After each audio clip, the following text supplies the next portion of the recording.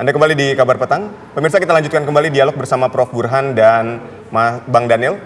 Kita ke Prof. Burhan terlebih dahulu menjawab tadi sebelum komersial break. Bagaimana ketika melihat hubungan antara Megawati, SBY dan Jokowi, apakah mungkin Presidential Club ini akan terwujud, Bang? Ya, memang per hari ini hubungan itu masih membeku ya. Terutama antara Ibu Mega dengan Pak Jokowi dan Ibu Mega dengan Pak SBY. Kalau Pak SBY dengan Pak Jokowi kan tidak ada masalah. Tetapi lepas apakah Presidential Club nanti terwujud atau tidak, dan apakah silaturahmi antar para presiden dan mantan presiden itu terjadi atau tidak, itu Pak Prabowo sudah mendapatkan apresiasi dan sekaligus kredit positifnya. Jadi dengan memunculkan ide ini, Pak Prabowo dianggap sebagai figur pemersatu, figur yang mencoba mendobrak kebekuan hubungan antar mantan presiden selama ini. Jadi lepas apakah itu terjadi atau tidak, itu banyak apresiasi yang sudah diberikan kepada Pak Prabowo atas ide ini. Jadi dan menurut saya secara substansi layak untuk dicoba ya, karena bagaimanapun perbedaan antara tradisi politik dan sistem politik Amerika dengan Indonesia itu lebih memungkinkan bagi pertemuan antar para tokoh. Di Amerika sulit loh pertemuan antar mantan presiden, karena dua partai yang dominan di sana itu sangat bertentangan. Di Indonesia kan cenderung neo ideologis, hubungan antar partai, sistem kepartean, ideologi partai itu cenderung lebih kabur. Ya. Jadi sepertinya lebih mudah untuk menjalin hubungan. Jadi hubungan yang selama ini membeku itu bukan karena persoalan ideologis, itu hubungan personal saja yang membuat misalnya satu tokoh dengan tokoh lain sejauh ini belum ada pertemuan. Jadi seharusnya lebih mudah untuk didobrak ketimbang misalnya menjalin Presidential Club di Amerika. Oke, Prof, selain soal kemungkinan tadi, mungkin saya ingin mendalami dulu ya, Prof ya. Karena begini, ini kan yang jadi pertanyaan publik adalah kenapa kemudian usulan dari Presidential Club ini muncul di tengah upaya Pak Prabowo tengah menyusun kabinetnya. Ada banyak persepsi yang muncul, Prof. Burhan. Pasti Prof. Burhan juga sudah menangkap persepsi itu ya. Apakah ini kemudian juga berkaitan dengan pembagian kue kekuasaan di internal koalisi atau seperti apa, Prof? Singkat sebelum kita ke Bang Daniel. Ya, sebenarnya begini, ide ini beberapa kali saya pernah mendengar langsung dari Pak Prabowo dalam acara Economic Outlook gitu ya, dan seterusnya.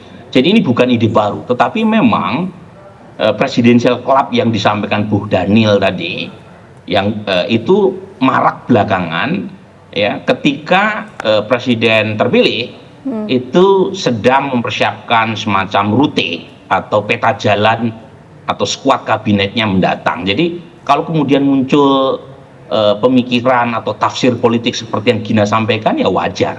Tapi saya pribadi ya itu memandang sepertinya kok nggak sampai sejauh itu. Kenapa, Prof? Karena ya namanya mantan presiden itu kan pasti sudah madep pandito ratu ya. Jadi udah kemudian bicara tentang urusan siapa yang jadi menteri ini, menteri itu gitu ya.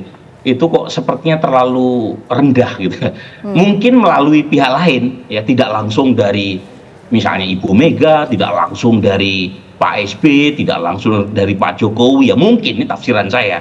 Karena terlalu apa namanya, kalau istilahnya itu low politics ya ketimbang high politics ya. Baik. Meskipun lagi-lagi ini keuntungan buat Pak Prabowo, selain tadi dianggap sebagai pemersatu bangsa, saat yang sama kalau misalnya Presidential Club ini terbentuk atau terwujud, itu Pak Prabowo tidak akan dikesankan tergantung pada satu orang saja. Kan selama ini muncul tuh terutama dari elit PD Perjuangan bahwa Pak Prabowo menjadikan Pak Jokowi semata-mata sebagai backseat driver. Nah kalau misalnya muncul Ibu Mega, muncul Pak SBY, itu kan akan menimbulkan kesan bahwa Pak Prabowo itu di belakangnya bukan hanya Pak Jokowi, tapi ada juga Ibu Mega dan Pak SBY. Nah ini keuntungan lain kalau misalnya Presidential Club jadi ya digagas oleh Pak Prabowo. Baik, kita ke Bang Daniel. Ketika misalnya melihat bahwa ini adalah sebuah konsep yang luar biasa, gagasan yang sangat mulia tujuannya, lalu upaya apa yang sudah dilakukan untuk mendekati presiden-presiden terdahulu, katakanlah ke Ibu Mega, ke Pak SBY atau ke Pak Jokowi?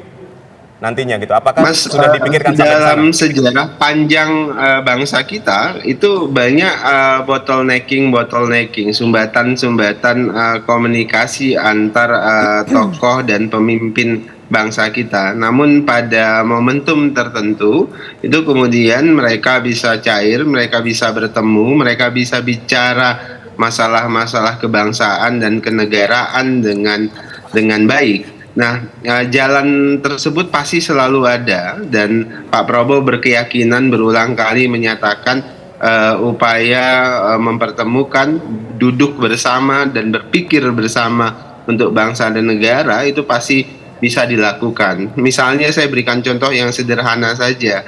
Hari ini kemarin misalnya Pak Prabowo mengumpulkan semua mantan-mantan jenderal yang dulu pernah berseberangan dengan beliau, bahkan secara politik, tapi kemudian hari ini bisa bersama-sama. Atau ketika kemarin, ketika proses kontestasi, semua banyak mantan-mantan jenderal yang berseberangan dengan Pak Prabowo, kemudian bisa bersama, berpikir bersama, kemudian menentukan sikap politik secara bersama dan seterusnya. Nah, Pak Prabowo punya keyakinan yang serupa dengan hari ini.